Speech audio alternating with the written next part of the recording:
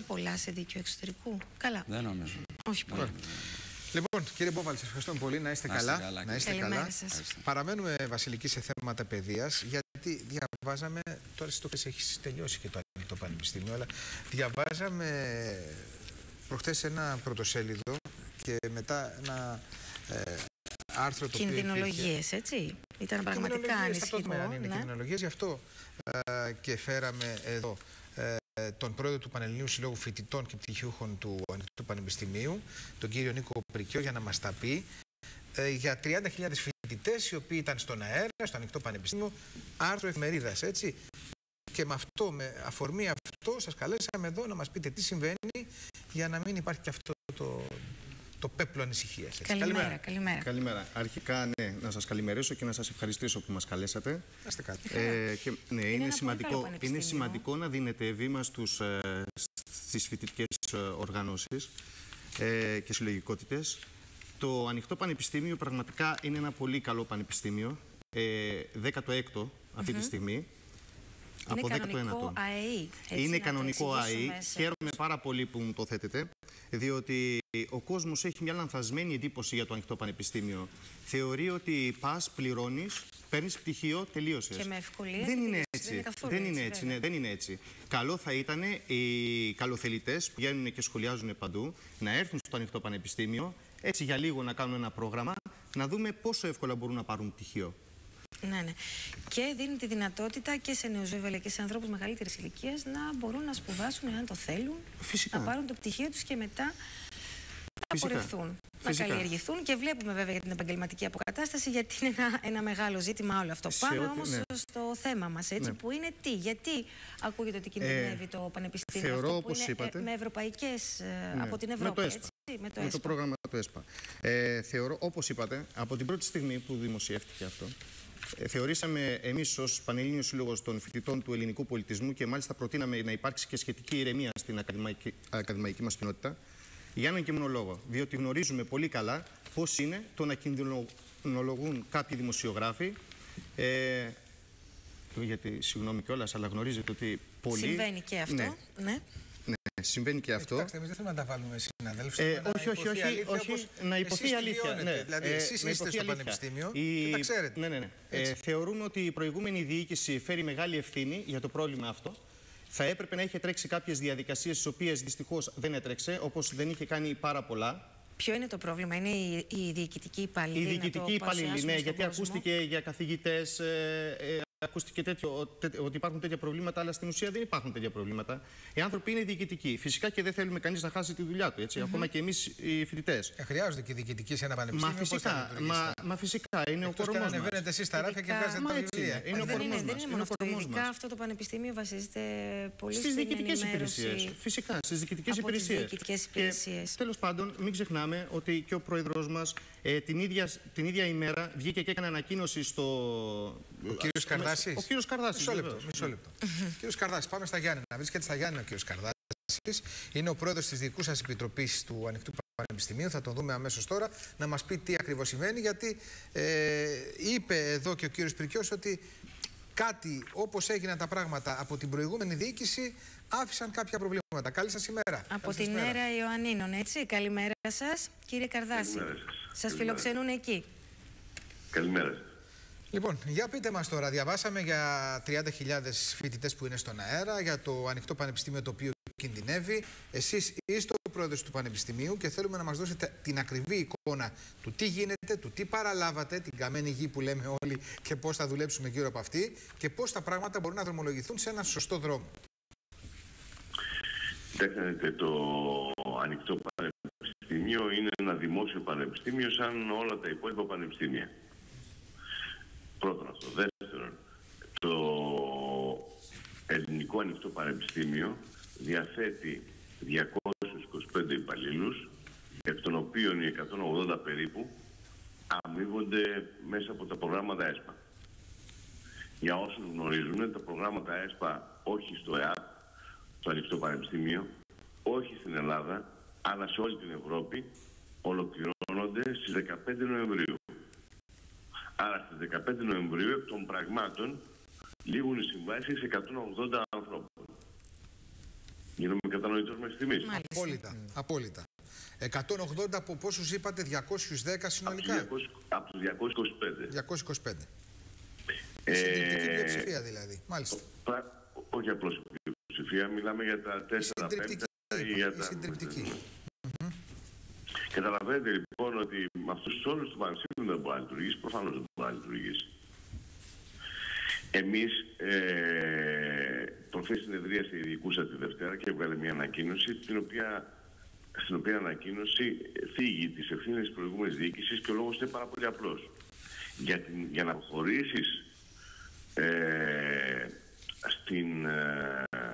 στις συμβάσεις με 180 ανθρώπους πρέπει να γνωρίζεις ποιες είναι οι ανάγκες του Ιδρύματος. Σημειωτένουν ότι από εδώ και στο εξής θα επιβαρύνουν το αποθεματικό του ανοιχτού πανεπιστημίου.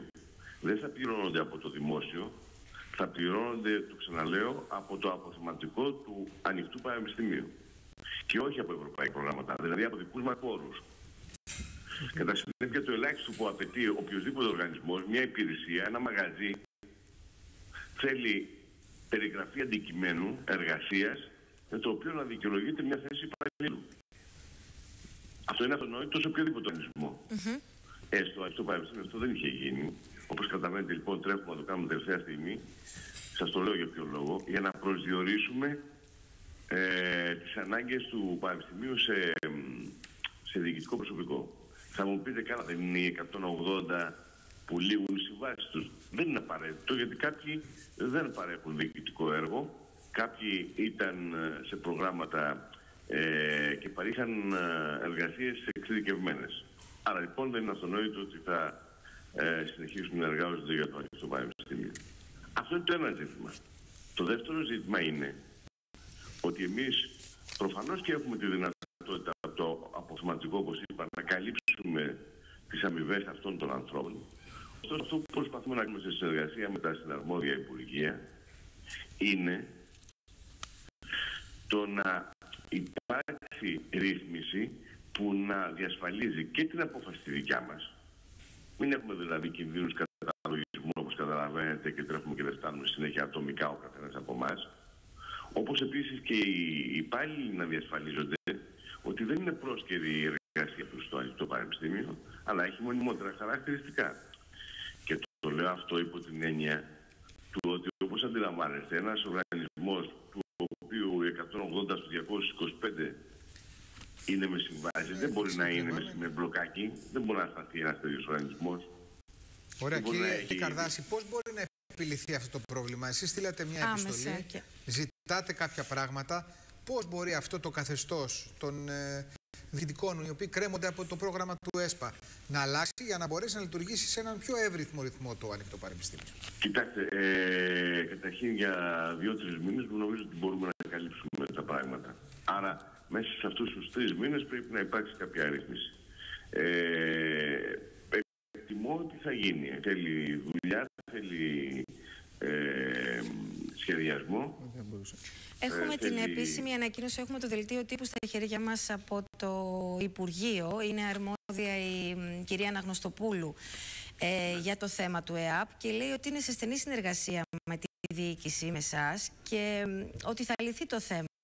Ωστόσο, πρακτικά θα θέλαμε να καταλάβουμε πώς αυτό θα εξασφαλιστεί. Λέει κιόλας το δελτίο τύπου να μην δημιουργείται ανησυχία, θα εξασφαλιστεί η άμεση επίλυση του προβλήματος, θα γίνει βιώσιμη και σε λειτουργική και βιώσιμη βάση προς όφελος των φοιτητών και των υπαλλήλων του ανοιχτού πανεπιστημίου. Προλαβαίνετε, μας λέτε κι εσείς, να μην ανησυχούν όντως οι φοιτητές που είναι τώρα φοιτούν και νομίζω είναι και οι εγγραφές για τους επόμενους, της επόμενης χρονιάς σε λίγο. Καταρχάς πρέπει να μην ανησυχούν οι ίδιοι οι υπάλληλοι. Ας ξεκινήσουμε από εκεί. Ναι. Προφανώς το Πανεπιστήμιο θα εξασφαλίσει τη λειτουργία του, δεν υπάρχει περίπτωση. Προφανώς θα κάνουμε όλα τα απαραίτητα βήματα προκειμένου να έχουμε την καλύτερη δυνατή εξέλιξη. Αυτά είναι που σας είπα πριν για τα πράγματα τα οποία δεν είχαν γίνει. Γιατί αν είχαν γίνει, αν δηλαδή υπήρχαν γραπτές εισηγήσεις για το τι πρέπει να γίνει, έπρεπε να έχει απασχολήσει την προηγούμενη διοίκηση εδώ και μήνες αυτή η υπόθεση. δεν έπρεπε να φτάσουμε στο παραένα που αναλάβαμε εμείς, διότι εμείς έχουμε αναλάβει 45 μέρες τώρα. Ναι, το θέμα βέβαια, κύριε Καρδάση, είναι αντιληπτό αυτό που λέτε και κατανοητό ότι υπάρχει πρόβλημα. Αλλά το θέμα είναι να μην κοιτάμε τόσο πίσω τι έχει γίνει. Γνωρίζουμε πολύ καλά τι έχει γίνει. Το θέμα είναι να προσπαθούμε να επιλύσουμε τα προβλήματα που υπάρχουν με τον κατάλληλο, τον πιο δυνατό τρόπο. Όχι, καλείστε αναπόφευκτα να το λύσετε έτσι, γιατί είναι ένα σημαντικός θεσμός. Καλά, μην μου λέτε ωστόσο, μην κοιτάμε τόσο πίσω, διότι νομίζω ότι δεν έμεινα εκεί. Νομίζω σας είπα τόσα πράγματα. Δηλαδή, μείνατε στο τόσο πίσω, ας πούμε, μου λέτε τώρα τι μου λέτε. Όχι, δεν σας μην το παίρνετε ανάποδα. Ακούστε με λίγο, γιατί οι παρεξηγήσεις των μέσων ενημέρωσης είναι πολύ έντονες στο τελευταίο διάστημα για αυτό το θέμα. Πρώτον, εγώ μίλησα πολύ συγκεκριμένα για τις ευθύνες που ανέφερε η ανακοίνωση, και δεύτερον, έδωσα μια σειρά προοπτικές στο πράγμα. Τώρα μην μου λέτε, ας πούμε, μένουμε τόσο πίσω. Κακώς πιάνεστε, κύριε Καρδάση, ειλικρινά. Δεν υπήρχε καμία πρόθεση ούτε να μειώσουμε τον τρόπο με τον οποίο σκέφτεστε και λειτουργείτε, ούτε τίποτα. Σας λέω όμως να μην κοιτάμε συνολικά, το λέω, στο παρελθόν, το οποίο το γνωρίζουμε ποιο είναι, το μαύρο βεβαρημένο παρελθόν. Το γνωρίζουμε. Δεν ξέρω με ποιο μιλάω. Αγγελίδης Νίκος λέγομαι. Πώς είπατε? Αγγελίδης Νίκος λέγομαι. Είστε δημοσιογράφος, γιατί δεν έχω εικόνα. Ναι, πολλά χρόνια τώρα. Ναι, συγγνώμη, με συγχωρείτε πολύ. Δεν πειράζει, λοιπόν. Κοιτάξτε, προφανώς, αλλά από χθες το πρωί, καταλαβαίνετε ότι βομβαρδίζομαι με το ότι κλείνει το ανοιχτό, δεν έχει καθηγητές. Εμείς όμως γι' αυτό σας βγάλαμε, για να σταματήσει η κινδυνολογία, με θετικό πρόσημο και προσέγγιση σας βγάζουμε εδώ, όχι για να σας επιτεθούμε, αλλά για να αναδείξουμε τα προβλήματα που υπάρχουν. Έτσι λοιπόν, άρα σας λέω για το μαύρο βεβαρημένο και αμαρτωλό παρελθόν που υπάρχει ενδεχομένως στο παρελθόν και στη διοίκηση του Ανοιχτού Πανεπιστημίου, και λέμε από εδώ και πέρα όμως να βάλουμε σαν στόχευση πώς μπορούμε με τα δεδομένα που υπάρχουν, που είναι πολύ δύσκολα, να ορθοποδήσει η κατάσταση και να μπορέσουν και οι φοιτητές να μην έχουν πρόβλημα και το διοικητικό προσωπικό και εσείς ως επικεφαλής του Πανεπιστημίου να κάνετε σωστά και με τον καλύτερο τρόπο τη δουλειά σας. Αυτό λέω απλά. Κύριε Αγγελίδη, έχετε δίκιο, υπογράφω απολύτως αυτά που λέτε. Προσθέτω ωστόσο κάτι, ότι οι δουλειές δεν γίνονται εκ του προχείρου. Θέλει, όπως καταλαβαίνετε, για να ετοιμάσει τις ρυθμίσεις να είναι οι καλύτερες δυνατές λύσεις για τους υπαλλήλους και για το Ανοιχτό Πανεπιστήμιο. Καταλαβαίνετε ότι θέλει κάποιες συζητήσεις και κάποιες συνεννοήσεις επ' αυτού. Δεν είναι τόσο απλά τα πράγματα. Ωραία. Και μιλώ διότι έχω κακοπάτηση στο παρελθόν στο Πανεπιστήμιο Κρήτης, όπου ανήκω από τέτοιου είδους, αν θέλετε, έτσι, εκ του προχείρου αποφάσεις. Κύριε Καρδάση, μισό λεπτό, θέλει να παρέμβει ο Νίκος Πρικιός που είναι εδώ στο στούντιο μαζί μας. Ναι. Κύριε Πρόεδρε, καλή σας ημέρα. Με ακούτε? Καλή σας ημέρα, κύριε Πρικέ. Τι κάνετε, πώς είστε? Καλά εσείς? Καλά.